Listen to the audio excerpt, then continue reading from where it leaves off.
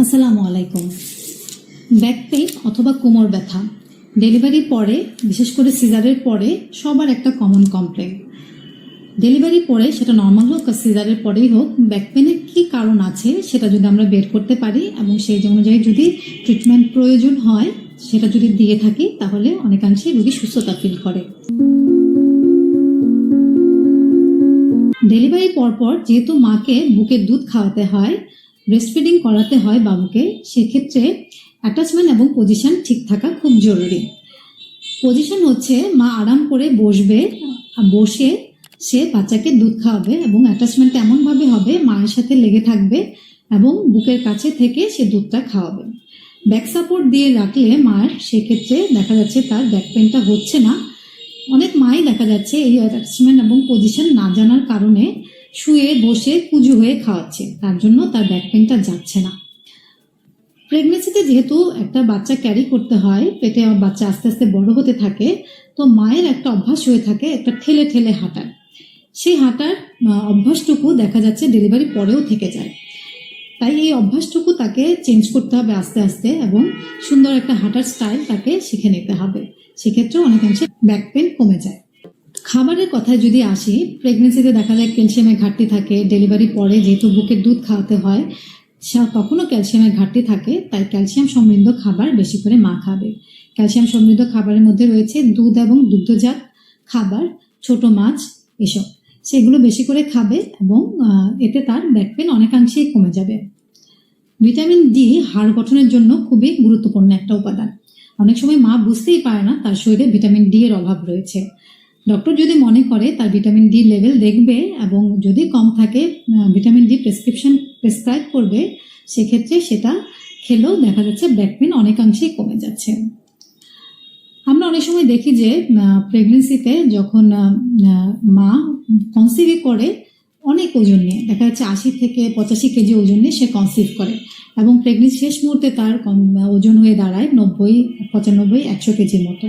এবং ডেলিভারি পরপর এত সহসায় যেহেতু ওজন কমে না, তাই আমরা সব মাকে পরামর্শ দিয়ে থাকি সে কনসিভ করতে চাইলে অবশ্যই ওজনটা কমিয়ে তারপরে কনসিভ করবে, যেন প্রেগনেন্সিটা এবং ডেলিভারির পরের সময়টুকুতে সে ব্যাক পেনের সমস্যায় না পড়তে হয়। প্রেগনেন্সিতে বাচ্চাকে ক্যারি করার জন্য ব্যাক পেনের মানে শির দ্বারা ব্যাক পেনের কারণ হিসেবে কিছু লিগামেন্ট এবং মাংসপেশির কারণ রয়েছে। শির দ্বারা বরাবর পেছন থেকে কিছু লিগামেন্ট অথবা মাংসপেশি জরায়ুকে সাপোর্ট দেওয়ার জন্য থাকে। এগুলো দেখা যায় প্রেগনেন্সিতে স্ট্রেচ হয়ে যায় এবং এই কারণে প্রেগনেন্সি থেকে একটা ব্যাক পেন শুরু হয়। ডেলিভারির পরপরও দেখা যাচ্ছে ওইটা কিছুটা অংশ থেকে যায়। সেই স্ট্রেচিংয়ের জন্য ব্যাক পেন অনেকাংশেই হয়ে থাকে। এক্ষেত্রে আমরা দেখা যাচ্ছে যে মাকে কিছু এক্সারসাইজ শিখিয়ে দেই, কিছু থেরাপি নিতে বলি, হিপ থেরাপি, মাসল থেরাপি নিতে বলি, তাতেও সে সুস্থ বোধ করে। অনেকেই 35 থেকে 40-এর পর কনসিভ করে, প্রেগনেন্ট হয় বয়স হয়ে। যেহেতু 35-এর পর থেকে ক্যালসিয়ামের অভাব হতে থাকে অথবা ইস্ট্রোজেন নামক একটা হরমোন আছে, সেটা পরিমাণ কমতে থাকে, যেগুলো হাড় গঠনের প্রয়োজনীয় উপাদান। সেগুলো দেখা যাচ্ছে মায়ের হাড়ের ক্ষয় বেশি হচ্ছে কিন্তু গঠন তেমন হচ্ছে না। সে তখন যদি ক্যালসিয়ামের ঘাটতি নিয়ে সে প্রেগনেন্ট হয় এবং পরবর্তীতে দেখা যাচ্ছে এই ব্যাক পেনটাই ডেলিভারি পরপর কিন্তু থেকে যায়।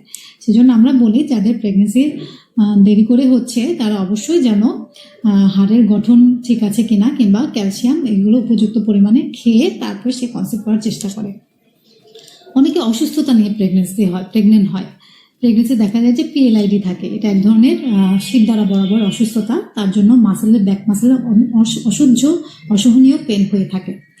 তো অনেকে দেখা যাচ্ছে অল্প পেন যখন থাকে সে প্রেগনেন্ট হয়, কিন্তু প্রেগনেন্সিতে এটা বেড়ে যাচ্ছে, কারণ প্রেগনেন্সিতে শরীরের সব কিছুই চেঞ্জ হয়, বেড়ে যায়। তখন আমরা কোনো ডক্টরের পরামর্শ লাগলে ডক্টরের পরামর্শ নিতে বলে থাকি। এবং ডেলিভারির পরেও দেখা যায় যে ডেলিভারি যেহেতু একটা স্ট্রেসফুল কন্ডিশন, ডেলিভারির পরে বাচ্চাকে খাওয়াতে হয়, তার পজিশনের কিছু ব্যাপার থাকে, এই পেনটা দেখা যায় থেকেই যায়। তো এটা যখন অসহনীয় পর্যায়ে চলে যায়, আমরা তখন অর্থোপেডিক্সের ডক্টর অথবা ফিজিওথেরাপিস্ট অথবা প্রয়োজন মনে করলে নিউরোসার্জারি ডক্টর দেখিয়ে থাকে। তারা হিপ থেরাপি, মাসেল থেরাপি দেয়, কিছু মেডিসিন প্রেসক্রাইব করে, সেই অনুযায়ী চললেও সে এখান থেকে প্রতিকার পেতে পারে।